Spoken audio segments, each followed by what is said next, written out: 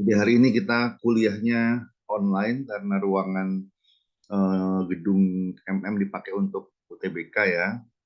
Kemudian kita hari ini pertemuan ke-11, kita agendanya satu sesi materi, kemudian akan saya alokasikan yang mungkin sekitar 45 menit di akhir untuk breakout room dan sesi praktis. Jadi yang saya janjikan di pertemuan ke-8 bahwa akan ada satu sesi, ada soal dari saya, kemudian mungkin nanti mengerjakannya berkelompok saja, jadi dibuat saya buka breakout room, ada soal, kemudian mengerjakan, mungkin nanti saya akan berpindah dari satu breakout room ke breakout yang lainnya untuk memfollow up kalau misalnya ada kesulitan dalam pengerjaan uh, problem. Tapi intinya problem yang diberikan itu sudah diberikan di pertemuan sebelum-sebelumnya.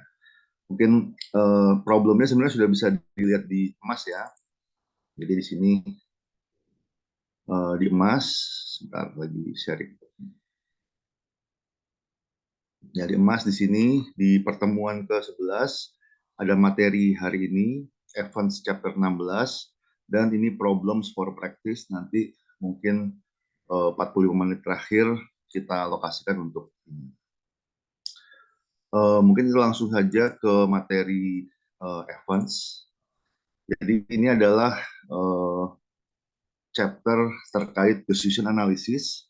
Jadi bukan tentang solvernya sebetulnya, tapi tentang bagaimana kita bisa menggunakan solver tadi untuk mengaplikasikan atau menjelaskan decision making. Jadi intinya kita menjembatani hasil solver dengan actual decision making.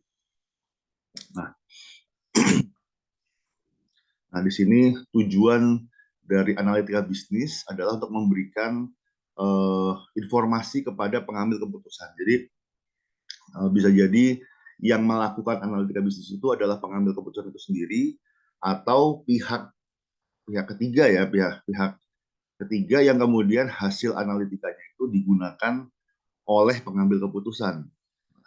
Tapi tujuan akhir dari analitika bisnis, ngapain sih kita mengumpulkan data dan mengolah data adalah untuk memberikan informasi kepada pengambil keputusan. Dan keputusan yang baik tergantung dari asesmen dari berbagai macam faktor yang mungkin intangible ya, dan juga berbagai kemungkinan resiko. Jadi mengambil keputusan itu bukan hanya sekedar mempertimbangkan informasi kerasnya aja, jadi mempertimbangkan informasi tentang return dan seterusnya, tapi juga kita mempertimbangkan faktor intangible, decision, mungkin policy gitu ya, yang ada terkait resiko, terkait uncertainty.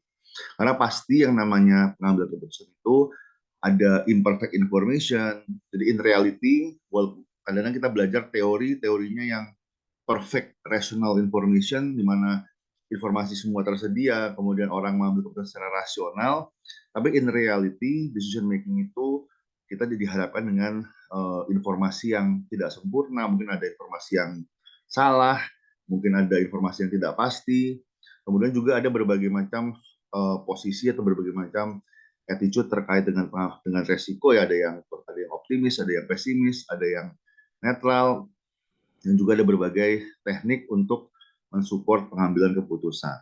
Nah, di sini untuk memformulasikan decision problem, sebenarnya ini sama dengan yang sudah kita bahas di terkait prescription ya. Kita pertama kali harus mengidentifikasi decision alternatif. Jadi pasti ada beberapa pilihan gitu ya. Kalau nggak ada pilihan namanya bukan decision. Keputusan itu diambil dengan mempertimbangkan beberapa pilihan. Kemudian juga ada uncertain event yang bisa terjadi setelah keputusan itu diambil yang mempengaruhi outcome. Dan tadi outcome ini adalah sesuatu yang ingin kita maksimalkan atau ingin kita minimalkan. Jadi kembali ke yang prescriptive analytics, kita pasti ada objektif. Objektif kita ini antara sesuatu yang ingin kita maksimalkan, misalnya profit, kemudian revenue, kemudian market share, intinya sesuatu yang positif, atau kita ingin meminimalkan, misalnya resiko, cost, waste, dan seterusnya. Nah, interseksi atau uh, apa irisan atau konsekuensi yang berkaitan dengan keputusan dan hasil itu menjadi payoff. Jadi apa namanya jika kita melakukan ini dan kondisinya itu, maka payoff-nya adalah sekian. Itu payoff itu adalah hasil interaksi kali ya, hasil interaksi antara keputusan kita dan event yang uncertain. Jadi misalnya kita memilih invest di saham A, kemudian ternyata terjadi perlambatan ekonomi, kemudian outcome-nya adalah kita rugi sekian juta. Itu adalah payoff.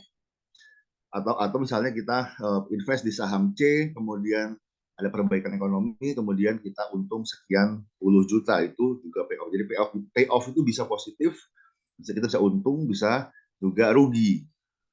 Jadi di sini kita ingin memaksimalkan payoff kita atau meminimalkan payoff itu tergantung objektif. Jadi bisa jadi kalau kita ingin memaksimalkan profit, ya jelas kita ingin maximize payoff. Kalau kita ingin meminimalisir cost atau meminimalisir waste misalnya, itu juga payoff, tapi payoff yang kita minimalkan. Jadi ini elemennya ya. Jadi ada pilihan keputusan, ada event yang tidak pasti, yang hasilnya bisa bervariasi, kemudian interaksi antara decision dan event itu menghasilkan outcome dalam bentuk payoff. Nah, dan kita sebagai pengambil keputusan ingin memaksimalkan payoff positif dan meminimalkan payoff negatif. Ini contoh memilih hipotek ya. Jadi instrumen hipotek, ada satu keluarga yang ingin membeli rumah baru seharga 150.000. Ada 3 pilihan mortgage option. Jadi 3 pilihan, ada 1 year, 3 year, 30 year. Ini ada 3 pilihan. Decision alternatifnya ada 3. Kemudian ada 3 event. Suku bunga naik, suku bunga stabil, suku bunga turun. Dan ini adalah payoff-nya. Payoff di sini adalah berapa interest cost yang harus dibayar. Jadi karena namanya cost, jadi kita ingin meminimalisir, bukan memaksimalkan ya. Jadi kita ingin meminimalisir cost. Karena kita dari sudut pandang family yang ingin membeli sebuah rumah, ingin mendapatkan financing sebesar 150.000 dolar. Nah, ini adalah outcome-nya. Ada tergantung antara decision kita dan event yang kita tidak kendalikan, yang kita yang uncertain. Tapi kita ada beberapa pendekatan. Di sini kita asumsinya adalah kita tidak bisa memprediksi, kita tidak punya informasi untuk memprediksi masa depan, sehingga kita menggunakan di sini mungkin attitude terkait dengan resiko. Yang pertama adalah jadi ada 3. Ini untuk objektif yang meminimalisir. Jadi ada minimize objektif, ada maximize objektif. Nanti kita masuk ke maximize objektif, tapi di sini kita masih ke minimize objektif. Kita ingin mengurangi biaya, meminimalisir biaya. Nah, kita ada 3 pendekatan, ada agresif atau optimistik, ada konservatif atau pesimistik, dan ada opportunity loss. Jadi kita ingin meminimalisir regret. Jadi ada 3 pendekatan terkait dengan resiko. Dan ini tergantung dengan mungkin appetite-nya ya, risk appetite-nya. Ada investor atau ada pengambil keputusan yang suka mengambil risiko, ada pengambil keputusan yang tidak suka mengambil risiko, dan ada juga yang ingin meminimalisir regret. Nah, ini yang pertama, yang agresif, kita menggunakan minimin. Minimin artinya kita ingin meminimalisir payoff yang ingin kita minimalkan. Jadi karena kita ini adalah objektifnya meminimalkan interest cost. Di sini ada tiga decision, masing-masing ada 3 payoff. Jadi untuk 1 year payoff-nya yang paling terbaik, artinya yang paling kecil ya, adalah rates fall. Di sini 40.000 dolar. Untuk yang 3 year di sini adalah 46 ini, sedangkan yang 30 year ini 54.000 dolar. Jadi kalau misalnya rates-nya fall, ini base payoff-nya ini segini. Nah, kita pilih di antara semua ini yang paling kecil.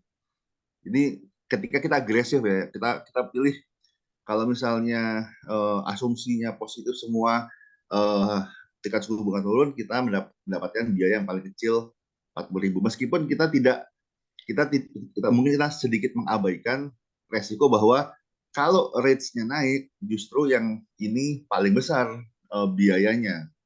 Tapi karena kita agresif di sini, risk appetite-nya tinggi, kita ambil yang base payoff-nya adalah optimis 1 year ARM. Nah, yang kedua adalah konservatif. Di konservatif ini kita menggunakan minimax. Di antara yang maksimum, jadi kita expect the worst, gitu ya, expect the worst. Tapi di antara yang terburuk kita pilih yang terbaik, terbaik dari yang terburuk. Di sini dari ketiga event yang paling buruk adalah ketika rates-nya rise. Dan 61, 56, 54. Jadi dari yang terburuk kita pilih yang terbaik, yaitu 30 year fix. Jadi konservatif biasanya mengasumsikan yang terburuk, tapi di antara yang terburuk itu kita pilih yang terbaik. Di sini kita pilih 30 year fix 54.000 dolar. Kenapa? Karena kalau terjadi rates rise, terjadi event yang tidak kita harapkan, di mana tingkat suku bunga naik, dia memiliki worst payoff yang paling baik. Baik kenapa? Karena di sini kita ingin meminimalisir. Ini worst payoff, tapi yang paling baik. Terbaik dari yang terburuk, itu minimax. Atau kita menggunakan opportunity loss. Jadi opportunity loss itu merepresentasi regret yang dirasakan ketika kita tidak mengambil keputusan yang optimal. Jadi opportunity loss can only be non-negative values, jadi harus positif. Di sini apa namanya? Ini ada tadi informasi tentang payoff-nya ya, tentang payoff-nya. Kita pilih yang payoff-nya paling baik dari masing-masing event. Jadi ketika rates-nya naik, di sini rates-nya naik ketika suku bunga naik, yang paling baik adalah 30 year fix sebesar 54.000. Ketika rates-nya stable, yang paling baik adalah 1 year, dan ketika rates-nya fall, yang paling baik adalah 1 year juga. Nah, kemudian yang di sini 61.000 ini dikurangi 54. Jadi ini regret-nya.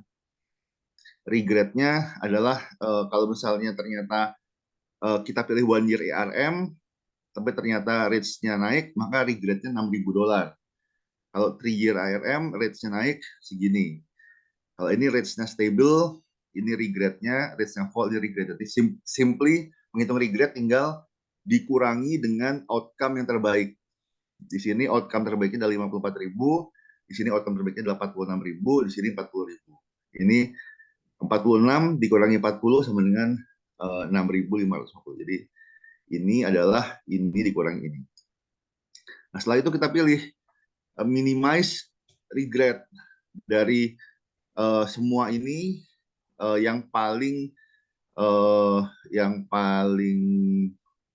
buruk ya, yang paling buruk 1 year ARM 6.000 sekian, untuk 3 year sekian, ini maksimum regretnya nih. Nah, untuk untuk yang 30 tahun ini 14.000. Nah, dari 3 outcome ini ternyata yang paling kecil regretnya adalah yang 1 year ARM. Sedangkan yang 3 year terus lebih besar sedikit regretnya, yang 30 year itu regretnya paling besar 14.000. Jadi nyesek lah kalau kita pilih yang 30 year, ternyata rates-nya fall, kita merasakan regret paling besar. Kenapa? Karena seandainya kita nggak pilih, seandainya ya kita nggak pilih 30 year, mungkin kita bisa mendapatkan cost yang lebih murah 14.000 gitu. Jadi ini 30 year itu yang regretnya paling besar, sedangkan 1 year itu yang regretnya paling kecil. Sehingga kalau kita ingin meminimalisir regret, maka kita pilih yang 1 year ARM. Di sini dengan demikian apapun yang terjadi, kerugian kita tidak akan lebih besar dari 6.000. Kerugian di sini artinya ternyata kalau misalnya ternyata kondisinya berbeda dari yang kita harapkan, ternyata regret kita maksimal adalah 6.400. Sedangkan kalau yang tertier, regret maksimalnya adalah 14.000. Jadi di sini kita meminimalisir regret. Ini untuk kondisi minimize. Nah, ada juga di sini kondisinya maximize. Jadi payoff-nya adalah profit.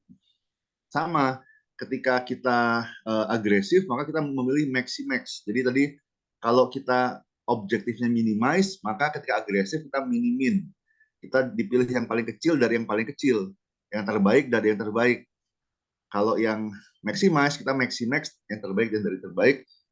Kalau di sini konservatif, kita maximin dari yang terkecil, kita pilih yang terbesar. Sedangkan di sini opportunity loss sama kita pilih regretnya yang paling kecil. Ini mungkin ini contoh di buku nggak ada contohnya, tapi ini saya punya.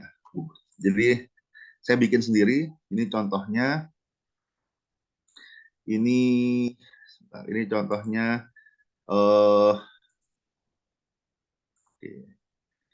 Ini contohnya ada tiga penjual yang apa namanya.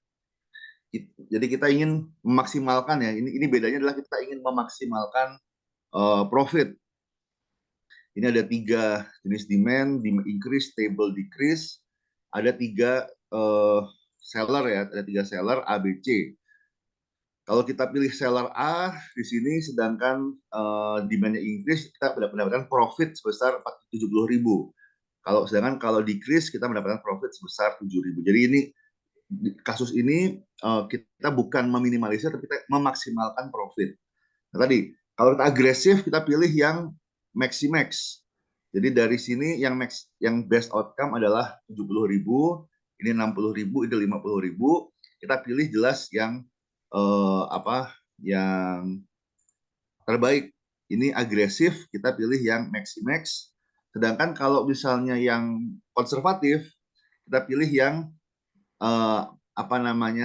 maximin. Jadi sebentar, maximin. Maximin. Jadi sebentar.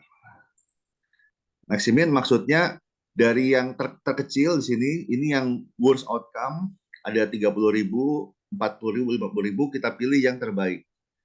Jadi ini yang maximin. Jadi kalau misalnya kita agresif, kita pilih seller A. Kenapa? Karena dia yang outcome-nya paling bagus. Kalau kita konservatif, kita pilih seller C. Kenapa? Seller C ini dalam kondisi yang terburuk, dia yang paling profitable gitu. Dia yang paling menghasilkan untung.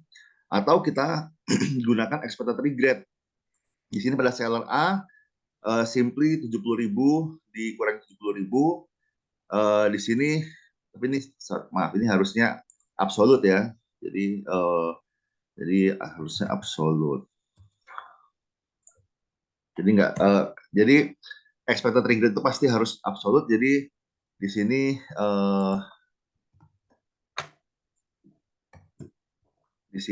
sebentar saya jadikan dulu. Jadikan absolut dulu.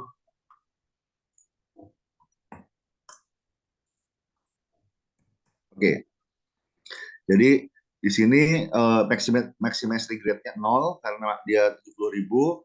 Di sini maximize regret-nya 10.000. Yang di sini maximize regret-nya 20.000. Yang di sini stable dia semuanya 0. Kenapa? Karena nilainya sama. Mau seller A, B, C, dia tidak ada perbedaan, selalu nilainya sama 50.000. Sedangkan di sini kalau seller C dia 50.000, kalau seller A dia regret-nya 20.000. Sedangkan kalau seller B regret-nya hanya 10.000. Di sini ada maximum regret, kita pilih yang maximum regret-nya paling kecil. Dalam hal ini adalah seller B. Jadi seller B itu yang memiliki regret paling kecil. Jadi di sini kalau kita agresif kita pilih seller A, kalau kita konservatif kita pilih seller C. Kalau kita ingin meminimalisir regret, ternyata yang paling kecil regretnya, yang apapun kondisi demand-nya, dia yang paling kecil opportunity loss-nya adalah seller B. Jadi dia kalau stable demand dia nggak ada regret, kalaupun increase atau decrease regretnya hanya 10.000, sedangkan kalau seller A dan seller C dia regretnya sampai 20.000 dolar katakanlah. Ini contoh untuk atau contoh perbedaan ya antara tiga strategi pengambilan keputusan tergantung dari risk appetite-nya. Ini sebentar, kita kembali lagi ke oke. Ini untuk maximize, kemudian nah banyak keputusan yang membutuhkan semacam trade off antara beberapa objektif. Tadi seperti yang kita pernah ini ya misalnya high risk high return. Risk kita ingin meminimalisir, return kita ingin memaksimalkan, tapi resiko berbanding lurus dengan return sehingga di sini ada conflicting objektif. Kita ingin meminimalisir resiko, tapi kita ingin memaksimalkan reward dan tidak apa tidak rasional atau tidak kadang-kadang tidak masuk akal. Ada investasi yang too good to be true, misalnya dia high return low risk, itu kadang-kadang malah too good to be true. Nah, a simple decision rule kalau jadi ketika kita ingin mengoptimalkan, maka kita bisa menggunakan decision rule untuk apa ya?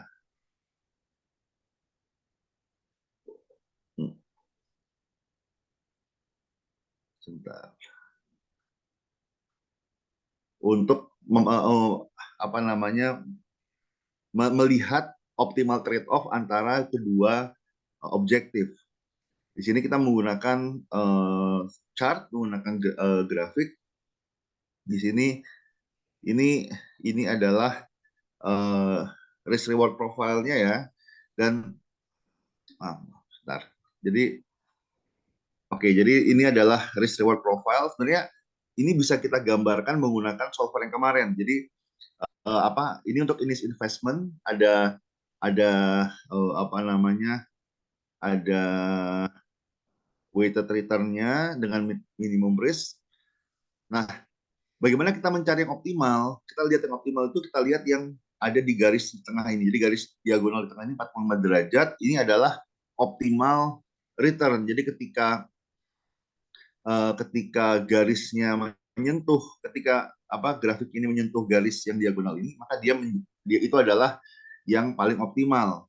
Sedangkan kalau dia lebih rendah daripada ini, maka dia cenderung antara terlalu beresiko atau kurang. Jadi apa ya? Jadi paling optimal berbanding lurus antara risk dengan return.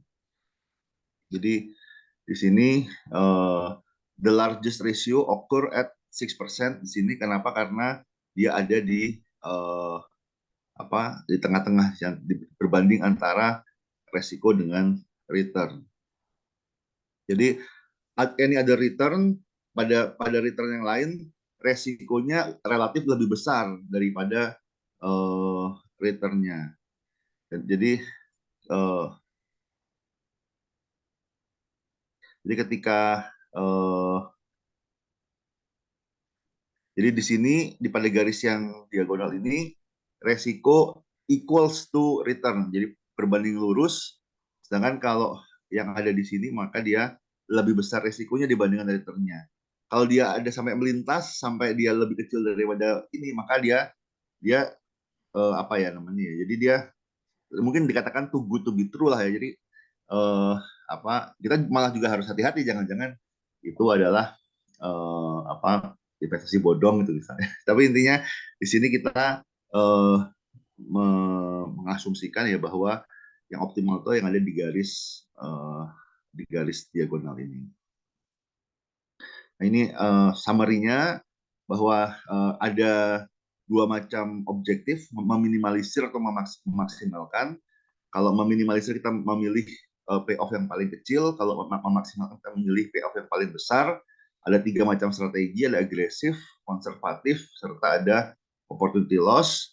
Kalau minimize agresif minimum atau minimin, kalau minimize konservatif minimax, kalau maximize agresif maximax, maximize konservatif maximin. Sedangkan kalau opportunity loss di sini minimax regret atau minimax, ya sama-sama minimax sih. Jadi kita ingin meminimalisir regretnya. Jadi sama-sama minimax, tapi yang di minimax adalah regretnya dikurangi dengan outcome yang terbaik. Ini apa namanya, strategi under uncertainty.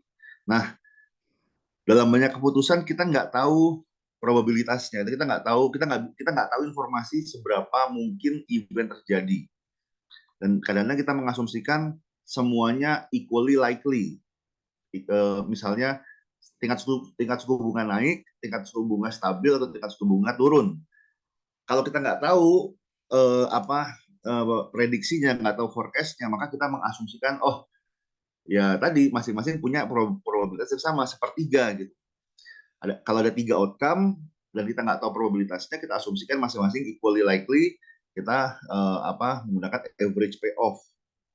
Di sini tadi yang average payoff yang hipotek ya, yang mortgage, ada 3 decision, ada 3 event.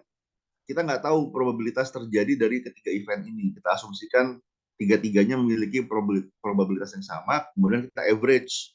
Kita average di sini dari 3 average ini yang paling rendah adalah 1 year ARM. Jadi kita pilih 1 year ARM dengan asumsi bahwa kemungkinan tingkat suku bunga naik, stabil atau turun itu sama saja. Nah, ini terkadang kita punya prediksi, punya gambaran berdasarkan data historis ya.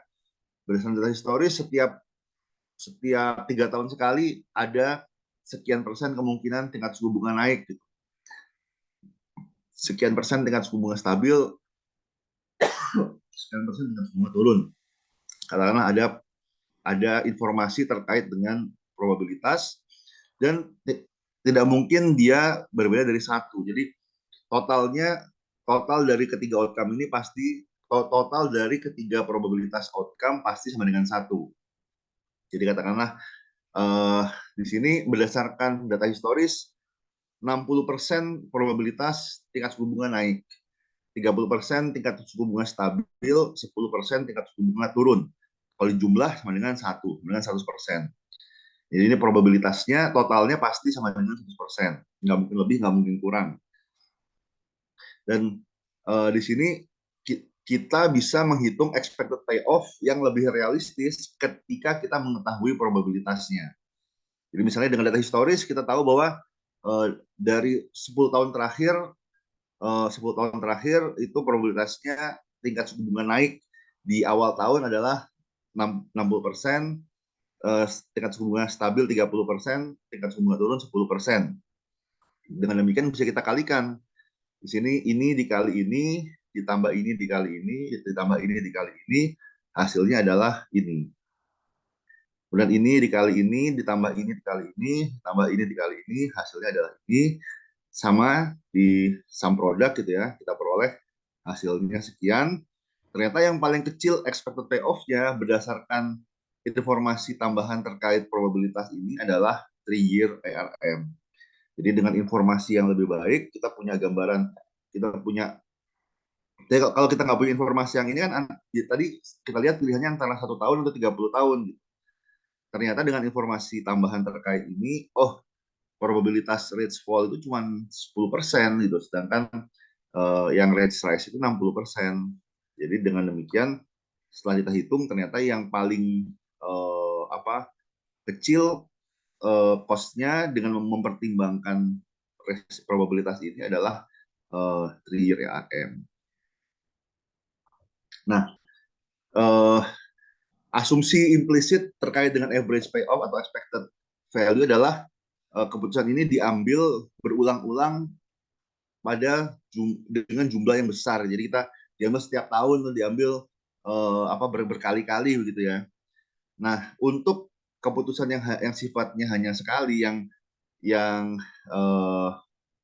apa namanya, yang nggak berulang-ulang. Jadi apa namanya, hanya outcome actual yang terjadi. Jadi bisa jadi kita mengira oh ini rata-ratanya adalah sekian gitu ya. Rata-rata itu artinya ada variasi, bisa jadi lebih tinggi, bisa jadi lebih rendah.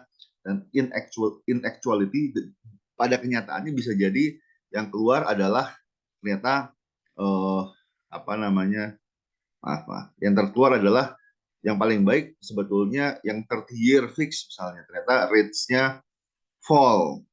Maaf, iya, bukan, sorry, ternyata rates-nya rise.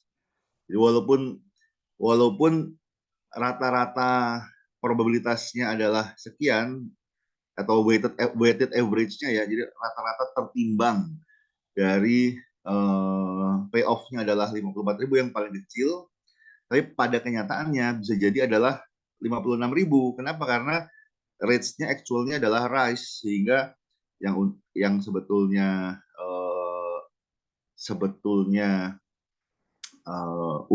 paling untung adalah 30 year fix. Itu kalau dia hanya sekali. Jadi intinya kita mengasumsikan, kita mengkalkulasinya dengan asumsi bahwa ini berkali-kali. Tapi kenyataannya payoff-nya hanya keluar sekali gitu. Jadi ini harus hati-hati. Jadi kadang-kadang kita apa namanya, untuk keputusan yang tadi sekali seumur hidup gitu ya, yang memang keputusan besar yang apa namanya, sangat berdampak pada bisnis kita misalnya.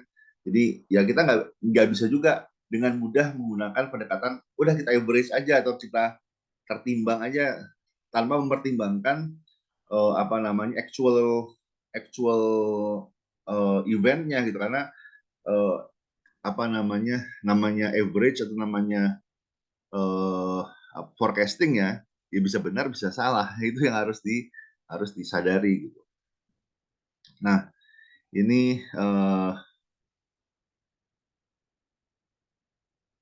sebentar. Oke, ini ya ini pendekatan yang berbeda. Jadi kita juga bisa melihat dari standar deviasi. Ini berbeda dengan regret ya, tapi ini adalah variasi. Ini terkait dengan resiko ya. Semakin bervariasi artinya semakin beresiko. Ternyata one year ARM ini standar deviasinya ya, simpangan bakunya itu $10.000. Di rentangnya antara yang tertinggi dan terendah itu antara rata-rata dengan tinggi dan rendahnya itu besar. Sedangkan pada 3 year ARM itu 5.000 dan pada 30 year fix itu 0. Kenapa 0? Karena kalau kita lihat lagi di sini sama semua. Di sini rentangnya antara yang terkecil dan yang terendah ini sekitar 20.000, yang ini sekitar 10.000, yang ini 0. Jadi kalau melihat berdasarkan standar deviasi ini sebenarnya mirip-mirip dengan regret juga.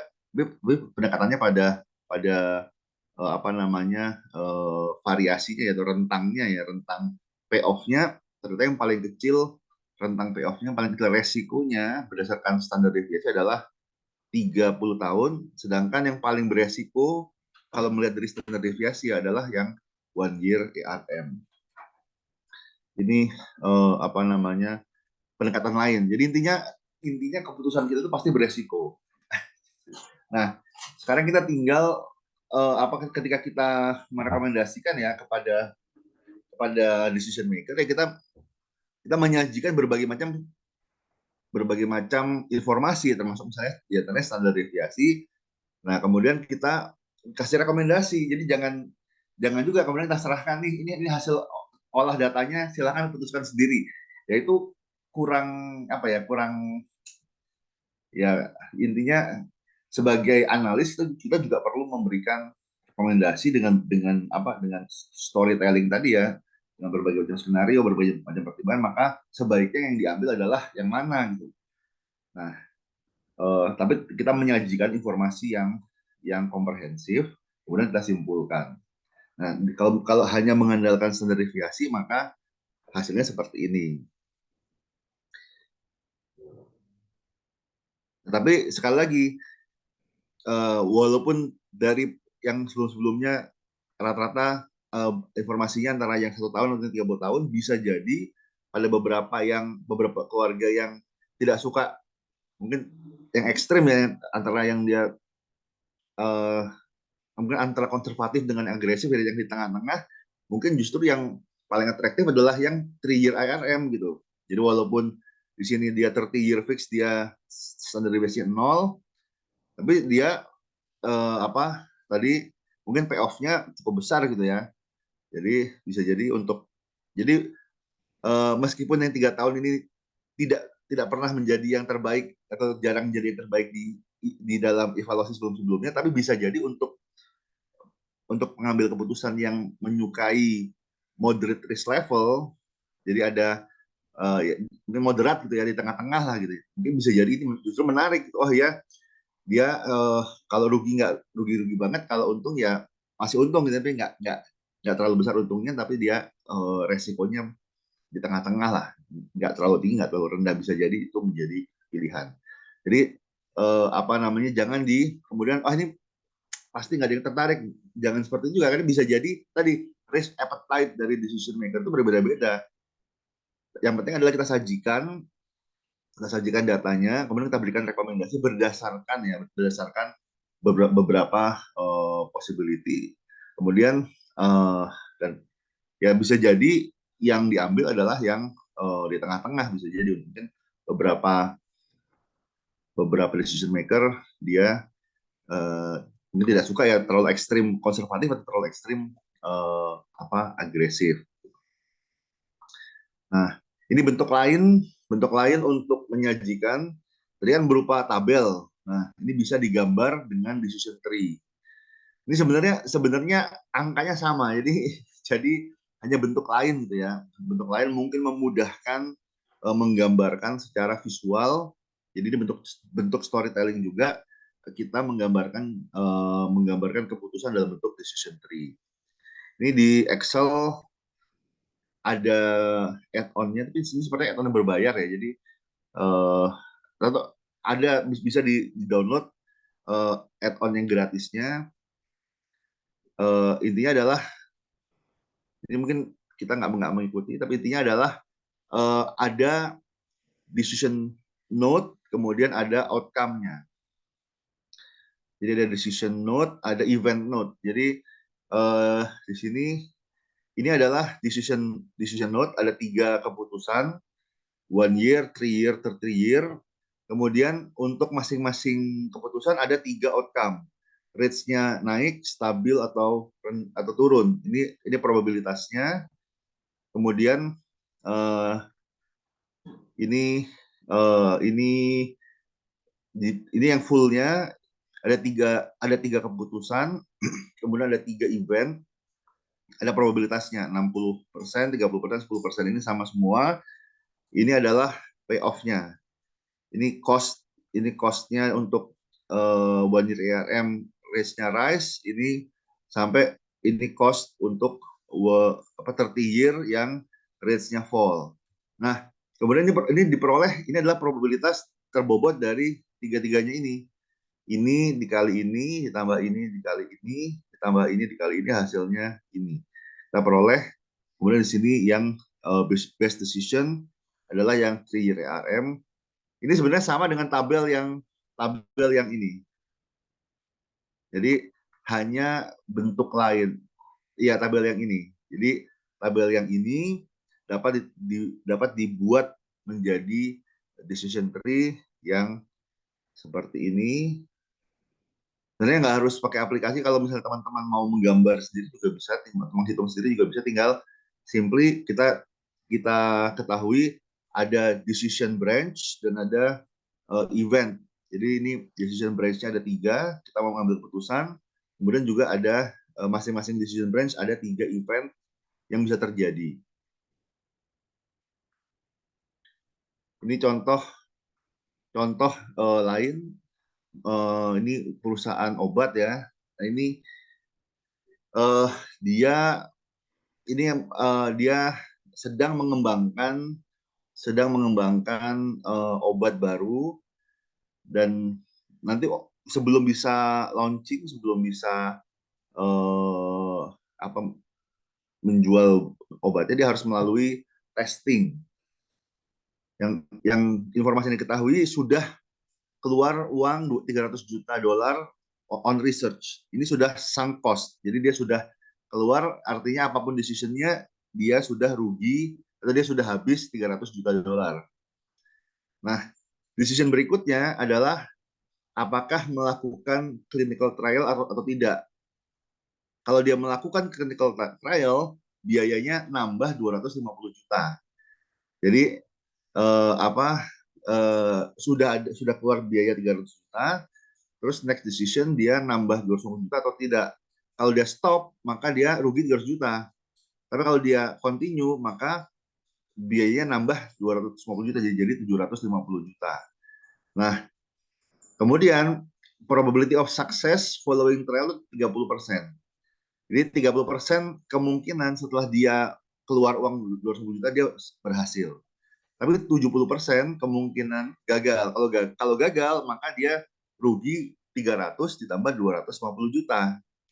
Kenapa? Karena dia sudah keluar 300 juta buat riset, kemudian keluar 250 juta untuk trials, ternyata gagal trialsnya, ya udah dia rugi 750 juta. Tapi kalau dia berhasil trialsnya, maka keputusan berikutnya adalah untuk mendapatkan approval dari FDA.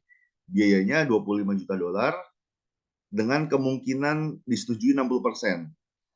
Jadi masih ada kemungkinan setelah dia ajukan approval di sini ini decision tree-nya ya. Pertama dia sudah keluar uang 300 juta dolar. Di sini payoff-nya adalah rugi 300 juta dolar karena dia sudah keluar untuk riset tapi tidak dilanjutkan ke clinical trials. Nah, kalau dia conduct clinical trials, di sini dia nambah jadi 550. Tapi 550 ini dia terbagi dua, antara dia successful atau dia not successful. Kalau dia not successful, maka dia rugi 550 juta dolar. Nah, kalau dia successful, maka next stage-nya adalah dia nambah 25 dolar untuk 25 juta dolar untuk apa? Untuk FDA approval. Di sini kalau setelah itu not approve, maka dia ruginya jadi 575 juta dolar. Kenapa? 550 ditambah 25 juta dolar jadi 575. Jadi ini masih rugi-rugi. Ini dia rugi, tapi ruginya dia hanya keluar uang buat riset, tidak keluar untuk clinical trials. Yang ini rugi karena dia keluar riset plus clinical trials. Ini apa namanya? Ini sama-sama 550. Kenapa? Karena yang ini dia keluar dia conduct clinical trials, tapi dia gagal. Yang ini sukses, tetapi dia tidak melanjutkan ke FDA approval. Jadi ini sama biayanya. Tapi dia tidak melanjutkan ke FDA approval, jadi mentok di 550. Tapi kalau dia FDA approval, kemudian dia gagal, maka dia ruginya jadi 575. Jadi 300 juta riset, 250 juta 250 juta trials dan 25 juta approval. Ya, kalau not approve ruginya 575 juta, ini paling besar.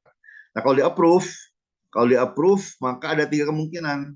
Marketnya large, medium atau small. Kalau dia marketnya large, dia untungnya segini 45 miliar ya, 4,5 miliar. Kalau dia medium segini, uh, kalau dia small segini. Tapi ini untungnya di sini hanya 925. Kenapa? Karena 1,5 miliar dikurangi 575 tadi biayanya. Jadi hasilnya segini. Jadi 4,5 miliar dikurangi 575 hasilnya 3,925 miliar. Jadi ini adalah payoff dengan market size yang segini dikurangi biayanya. Biayanya dari sini sampai sini adalah 575 juta dolar.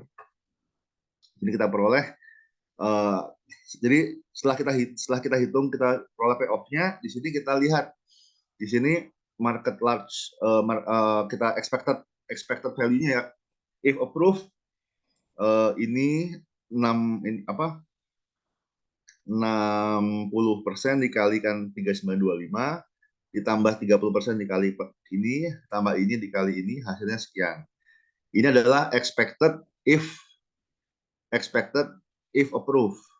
Kemudian peluangnya 60%, maka 60% dikali ini ditambah 40% dikali rugi ini jika not approved.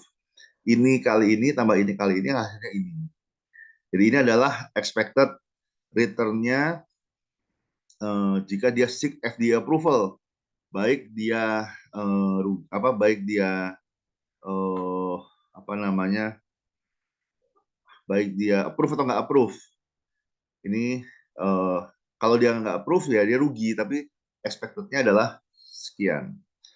Kemudian if successful di sini ini adalah expected return-nya. Kemudian di sini pada clinical trials ini adalah hasil kali ini dikali ini ditambah ini dikali ini kita peroleh hasilnya sekian.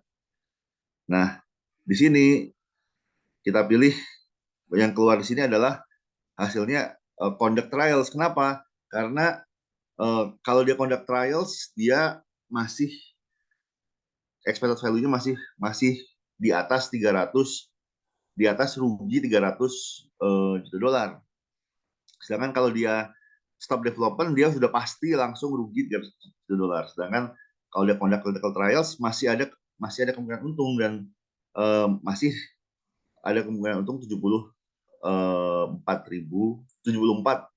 juta dolar. Jadi berdasarkan decision tree ini dengan ada dua decision dan tiga event. Jadi decisionnya ada dua, sini dan sini, dan ada 3 event. Kalau event ini dia di luar kendali kita, tapi kita tahu probabilitasnya. Kita asumsikan kita punya informasi probabilitasnya. Ini event 1, event 2, event 3. Kita peroleh sekian. Nah,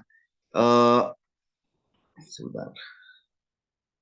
Nah, kita bisa membuat, nah ini tabelnya. Jadi sebenarnya yang tadi juga bisa dibuat tabelnya. Di sini tabelnya kalau kita stop development kita pasti hanya rugi, kita rugi 300 juta dolar. Jadi kalau kita develop drugs-nya kemudian unsuccessful ini biayanya 550 dari 250 trials terus 300 juta yang risetnya. Ini kalau kita successful trial tapi tidak di-approve, ini trial dan approve sukses, tapi dan large market, ini medium market, ini small market. Dari sini kita bisa mengapply tadi agresif, konservatif, sama opportunity loss, bisa kita kemudian ambil kesimpulan apakah kita develop drug ataukah kita stop development. Jadi bisa kita buat dalam bentuk lain. Jadi dari yang dari yang decision tree bisa kita jadikan decision analysis dalam bentuk tabel. Jadi kalau kita agresif maximax kita develop drugs di sini. Kalau kita konservatif maximin kita stop development. Jadi kalau misalnya kita atau decision makernya konservatif, dia kalau kita develop drug kita ruginya 575, tapi kalau kita stop development kita cuma rugi 300 juta dolar. Nah itu kita bisa menggunakan konservatif strategi. Atau kita menggunakan opportunity loss. Di sini yang kita lakukan adalah develop drug. Kenapa? Karena regret-nya paling kecil. Regret-nya adalah 275 juta dolar. Sedangkan kalau stop development, regret-nya paling besar yaitu 4,225 miliar dolar. Ini contoh decision tree dan decision analysis sama-sama bisa menggunakan tiga strategi yang agresif, konservatif, atau kita minimalisir regret. Nah, ini eh, kita bisa mengkalkulasikan risk profile. Di sini eh, kita mendapatkan ini adalah payoff-nya, ini adalah probabilitasnya. Jadi probabilitas ini diperoleh dengan mengkalikan antara event branch. Jadi eh, kita kalikan yang di sini.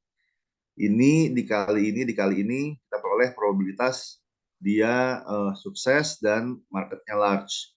Ini dikali ini sukses, marketnya medium. Ini dikali ini sukses, marketnya small. Dan tapi di sini probabilitas ini maaf. Probabilitas ini totalnya sama dengan 100%. Jadi tidak mungkin dia lebih dari 100%, nggak mungkin kurang dari 100%. Kemudian jadi sini clinical trials not successful 70%. Kemudian sisanya ini adalah uh, uh, kalau ini semua dijumlah maka totalnya sama dengan 30%. Kemudian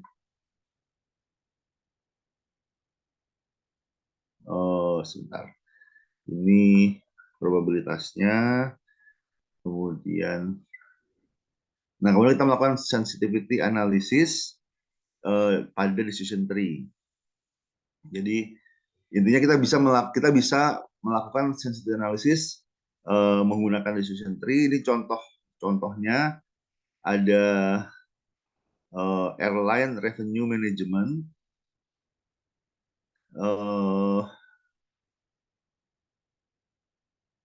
Jadi airline tersebut bisa memberikan full fare, bisa memberikan discount tiket. Jadi apa namanya, dari sudut pandang airline ya, kalau diskon pasti terjual. Ini asumsinya kalau di diskon pasti terjual. Sedangkan kalau full fare kadang terjual, kadang nggak terjual. Jadi di sini ketika dia full fare, ketika tiketnya tidak didiskon, probabilitas terjualnya 75%. Ada 25% probabilitas dia tidak terjual. Kalau tidak terjual dia nggak dapat revenue ya, rugi sebetulnya.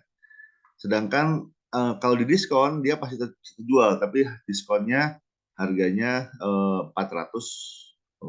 Sedangkan kalau full fare dia 560, jadi ada beda $160. Nah, ini expected value-nya ketika apa namanya eh, ketika sebentar. Hmm,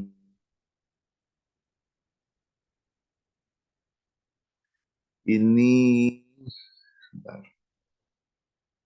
Oke, ini 75, yang pertama ini kayaknya 75%. Jadi ini adalah probabilitas probabilitas tiket terjual, tiket tiket harga penuh terjual. Jadi kalau misalnya 90%, maka jelas expected value-nya 504, kita mending jual full full price. Ini 85 juga sama. Nah, sejak 75% dia masih full price. Jadi apa namanya, pada probabilitas tiket terjual 70%, maka expected value-nya masih di atas harga diskonnya $400. Tapi ketika dia full price-nya 70%, jadi kalau misalnya dikalikan ini 70% kali 560 itu kurang dari 400. Nah, coba saya kalikan dulu. 70% ya, 70% kali 560. 7,560 kali 7, 392. Jadi sebentar. Bentar.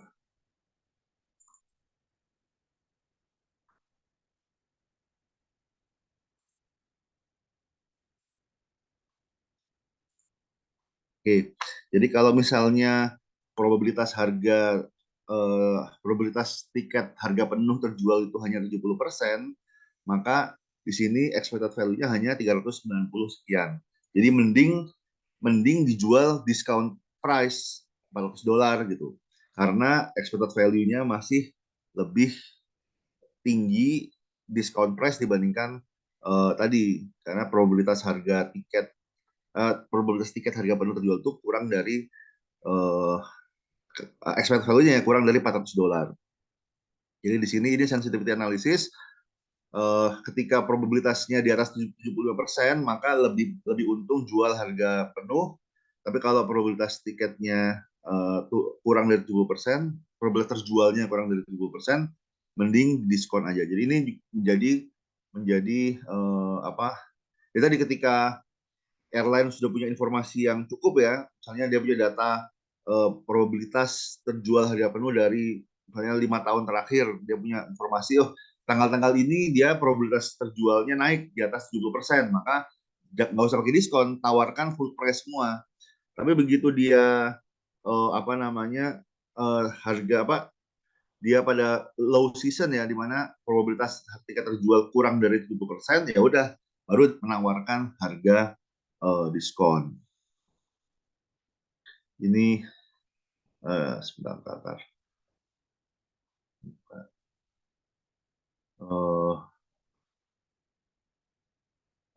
Ini jadi break evennya, jadi itu break evennya. Kalau misalnya diskonnya $400, maka probabilitas tadi adalah 71,4%. Jadi selama probabilitas terjualnya lebih besar dari ini, maka tapi kalau sudah sama dengan ini atau kurang, maka di diskon sama aja, mending di diskon gitu. Ini oke. Nah, yang berikutnya adalah value of information. Jadi tadi kita mengasumsikan kita nggak punya informasi atau informasi kita terbatas gitu ya. Nah, yang berikutnya kita ada situasi di mana, tapi ini sebenarnya kalau dalam keuangan sebenarnya mungkin bisa masuk kriminal ya, insider trading gitu ya. Kalau misalnya ada informasi ini pasti akan apa namanya naik misalnya. Jadi aspek legalitasnya apa namanya harus dipertimbangkan juga ya. Tapi di sini kondisinya adalah bagaimana kalau kita punya kesempatan untuk mendapatkan informasi yang perfect gitu, dengan harga tertentu pasti ya. Misalnya ada konsultan atau ada oh, lembaga rating atau misalnya lembaga survei gitu ya, yang dia menjanjikan informasi. Informasi ini kita evaluasi nilainya berapa nih. Pada nilai berapa kita masih untung membayar untuk mendapatkan improvement dari sisi payoff-nya. Nah, jadi value of information adalah improvement in the expected return. Jadi kalau kita punya informasi ini, maka expected return kita akan meningkat. Nah, kalau value of information itu sebanding dengan peningkatan expected return-nya, maka untung kita bayar, kita bersedia bayar. Kalau value of information lebih rendah, maka kita nggak bayar, kita mending kita apa namanya take our chances gitu ya. Kita karena tadi dapat informasi itu tidak meningkatkan expected return secara optimal. Nah, perfect information tell us with certainty which outcome will occur. Tapi tadi kadang-kadang perfect information ini illegal pada beberapa situasi. Misalnya kita jual beli saham, trading gitu ya, terus kita dapat perfect information, kita ini pasti akan naik. Nah, itu justru kita nggak boleh. Kalau kita ambil, kita kena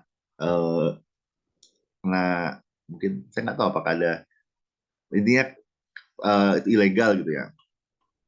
Nah, jadi expected value of perfect information is expected value with perfect information minus the expected value without perfect information. Jadi bagaimana kita mengevaluasi expected value of perfect information, kita lihat selisihnya antara kalau kita tahu dan kalau kita nggak tahu informasi tersebut. Dan expected opportunity loss adalah average additional amount of decision. Jadi rata-rata peningkatan value yang diperoleh jika keputusan yang benar diambil. Nah, di sini minimizing expected. Jadi kalau kita bisa meminimalisir opportunity loss, maka kita pasti akan meningkatkan, memaksimalkan expected value. Nah, ini contoh yang tadi. Contoh yang mortgage. Katakanlah kita punya eh, apa? Ini ada tiga. Kita punya tiga outcome. Ini expected opportunity loss-nya adalah sekian. Jadi apa namanya? Tadi ini adalah hasil kurang antara misalnya ini 54.000, 61.000 dikurangi 40 dengan 6.000 ini. Jadi rates masing-masing dikurangi rates terbaiknya. Ini adalah opportunity loss-nya. Nah, di sini yang paling rendah adalah yang 3-year ARM. Jadi ini adalah expected value of perfect information. Kenapa? Karena apa namanya? Kalau kita tahu apa namanya informasi sebelumnya tentang rates-nya, maka yang bisa kita avoid loss yang bisa kita avoid adalah $3.390 ini. Jadi ini adalah apa namanya sebentar. Nih cara menghitungnya ini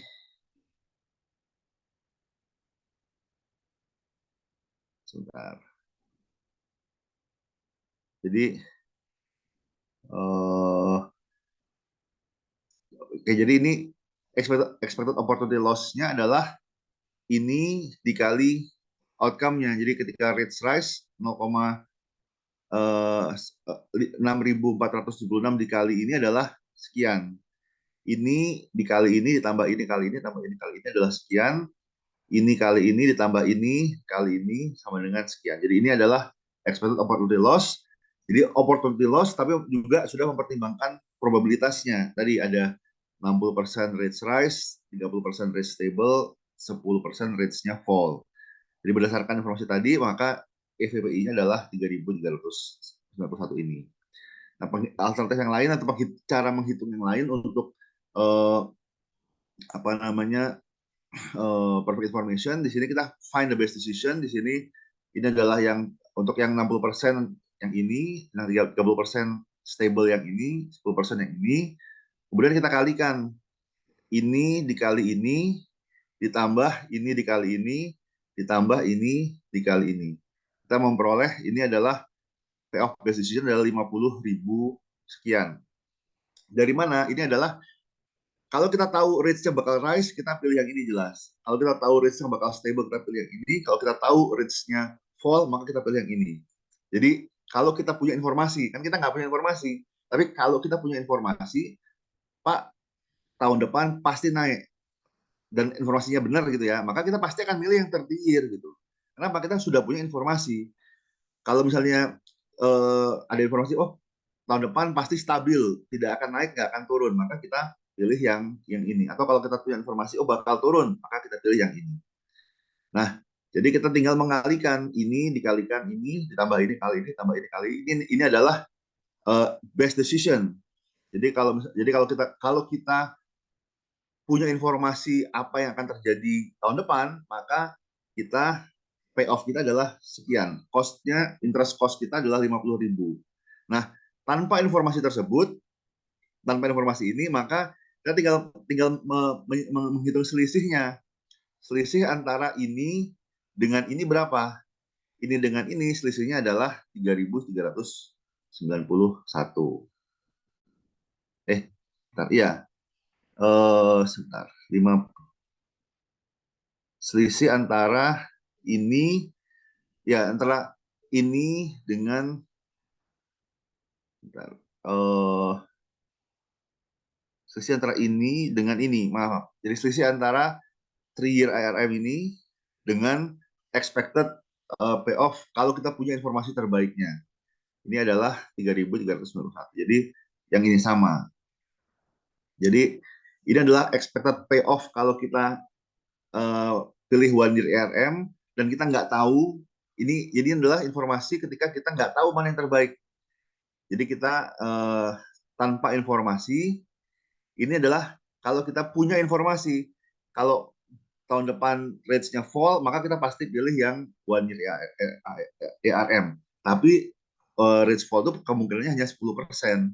Jadi di sini kita bisa menghitung kalau informasi bocoran tadi ternyata harganya lebih kecil dari $3.391, maka oke, worth it gitu. Jadi worth it bagi kita.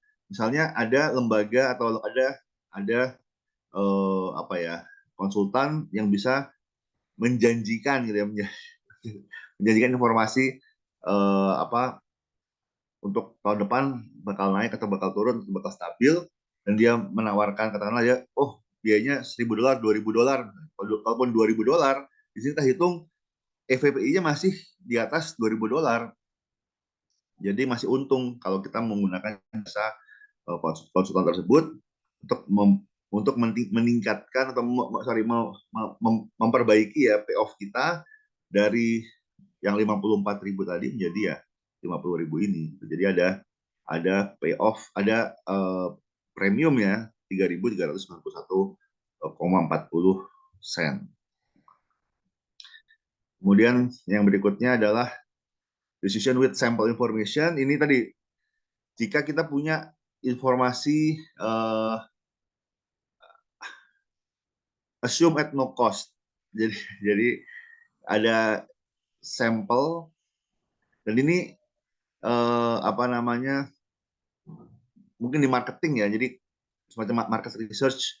Jadi ada sebuah perusahaan mengembangkan cellphone baru, kemudian ada dua model A dan model B ya, masing-masing punya investasi yang berbeda. Model A investasi 200.000, model B 105.000. Tapi demand-nya juga ada dua outcome, demand-nya high atau low. Dan high dan low-nya ini kita nggak tahu.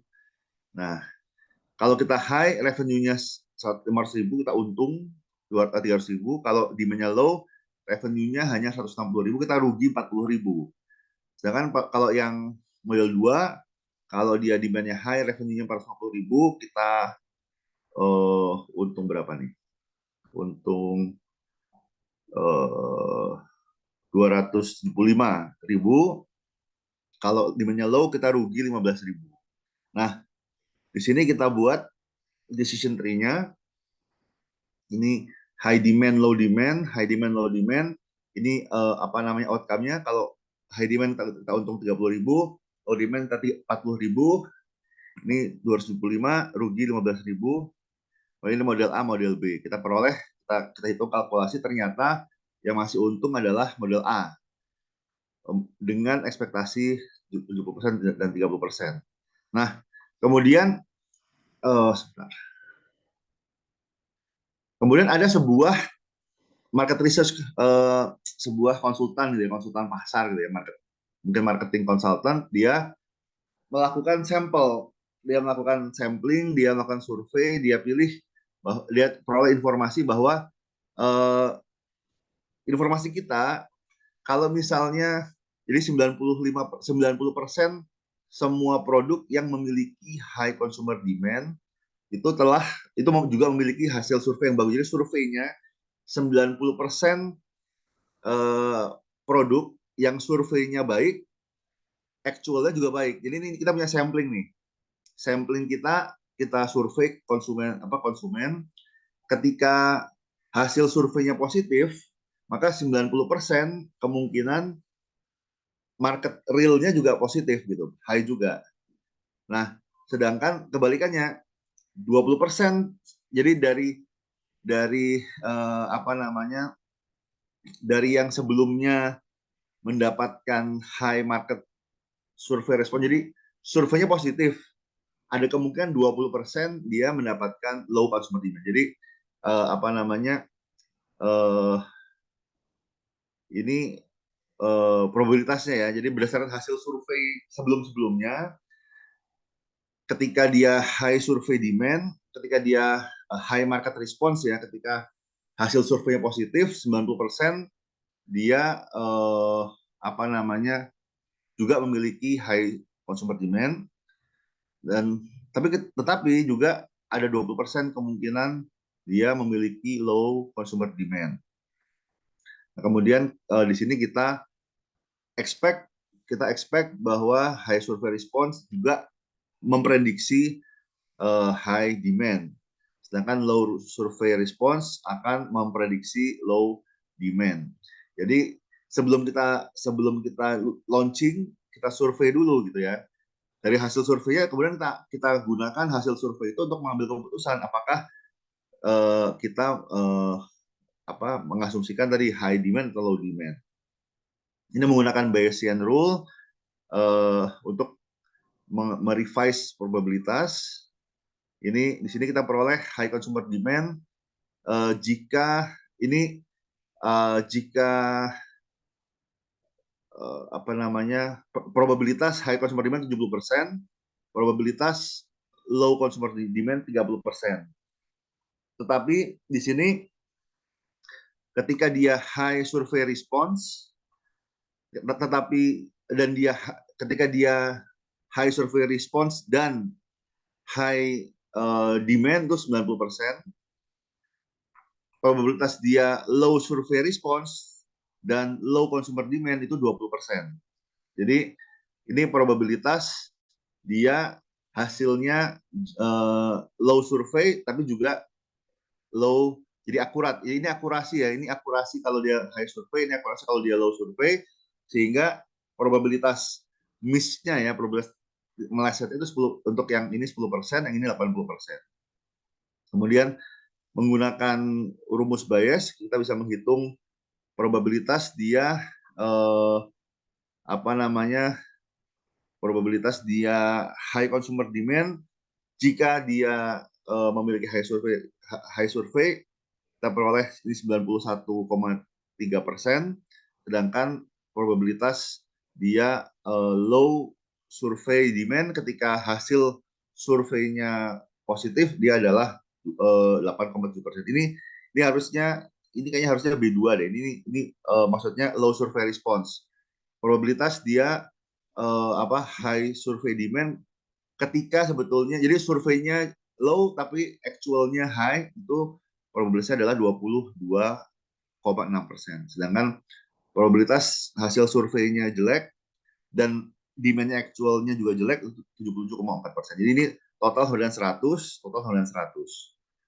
Nah, kemudian dari situ bisa kita compute marginal probabilitas probabilitas hasil surveinya bagus, probabilitas hasil surveinya jelek. Di sini ini probabilitas dia hasil surveinya akurat 90%, dikali hasil surveinya tinggi 70%, ini hasil surveinya tidak akurat, tidak akurat ya, 20%, ditambah hasil surveinya rendah 30%, kita peroleh 69%. Ini adalah hasil probabilitas hasil surveinya tinggi. Ini adalah probabilitas hasil surveinya rendah. Atau lebih gampangnya tinggal 1 minus ini aja. 1 minus ini adalah pasti mendingan 0,31. Dari situ kemudian kita buat di sini, ini adalah model yang pertama tadi. Kemudian kita tambahkan di sini high survey response 69%, low survey response 30%. Di sini kita peroleh probabilitasnya expected value-nya adalah 202.000 dikurangi 198 itu yang ini. 198 yang ini. Jadi ini adalah best decision tree tanpa informasi sampling. Jadi kalau misalnya kita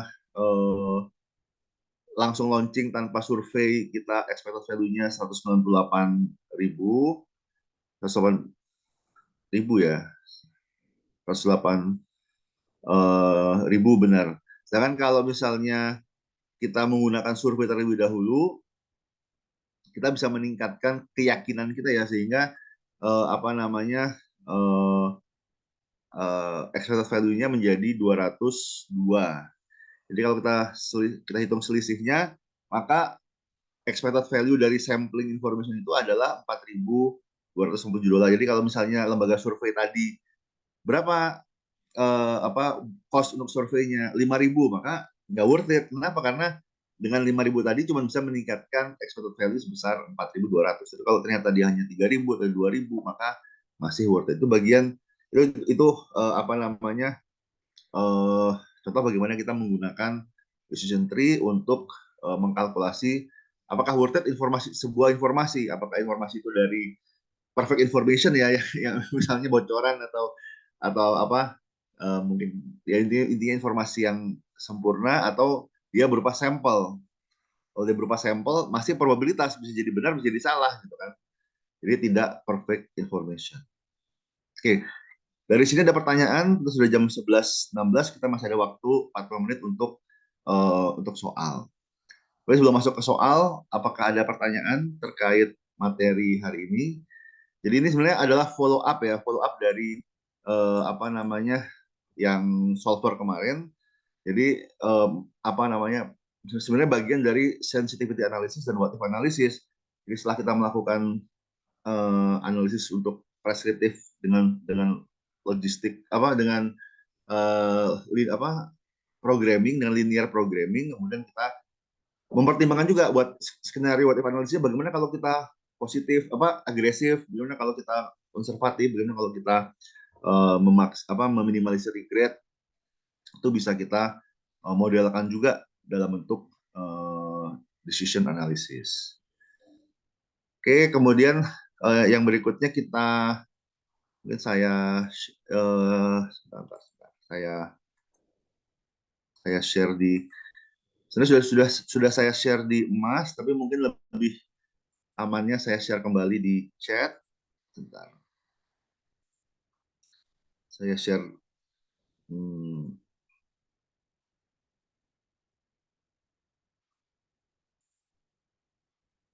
oke. Saya share soalnya di chat, kemudian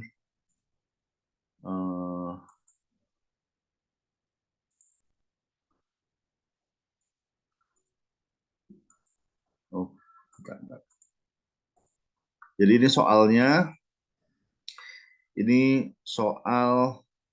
dua soal linear programming. Yang ini project selection ya, project selection. Yang ini yang portfolio allocation. Jadi ini contoh ya bisa jadi nanti ujiannya yang seperti ini gitu. Jadi bentuknya seperti apa? Apakah datanya dari kita atau datanya teman-teman diminta mencari sendiri, tapi bentuknya di antara bentuk solver yang diharapkan ya seperti ini. Dan ini sudah diajarkan di pertemuan 8, 9, 10 ya. Jadi mungkin kita buka breakout room saja. Kita ada berapa kelompok kalau nggak salah? Sebentar. Kita ada saya itu kemarin kalau nggak salah sudah kelompok analis ada 4 ya, ada 5 kelompok ya. Jadi saya buka breakout room ada 5 breakout room. Kemudian silahkan teman-teman bergabung ke breakout room masing-masing. Ini saya kayaknya ada, kalau lupa kelompoknya, ini saya ada ininya screenshotnya. Jadi ini room 1 ada Amar, Erwin, Mahesa. Ini room 2. Benar nggak? Benar ya? Ini benar, Pak. Ya. Jadi ini room 4 dan room 5. Ini dari pertemuan pertemuan ke-8. Izin, Pak. Ini nanti kerjain pakai solver ya, yang kayak Ya kemarin. betul, pakai solver. Jadi silakan teman-teman kerjakan bareng-bareng. soalnya ya. Nanti saya akan go through masing-masing breakout room. Kemudian kalau ada pertanyaan nanti silahkan bisa apa namanya bisa call saya atau misalnya saya akan datang ke masing-masing breakout room bersama berbarengan. Oke, silahkan bergabung ke breakout room masing-masing dan mulai mengerjakan problemnya. Jadi ada 2 problem dibuat nanti apa namanya mungkin saya buatkan di emas nanti untuk submissionnya, tapi nanti kita kerjakannya bareng-bareng dan nanti saya akan ke masing-masing kelompok untuk memonitor. Oke, silakan bergabung ke breakout room, teman-teman. Saya stop recording-nya.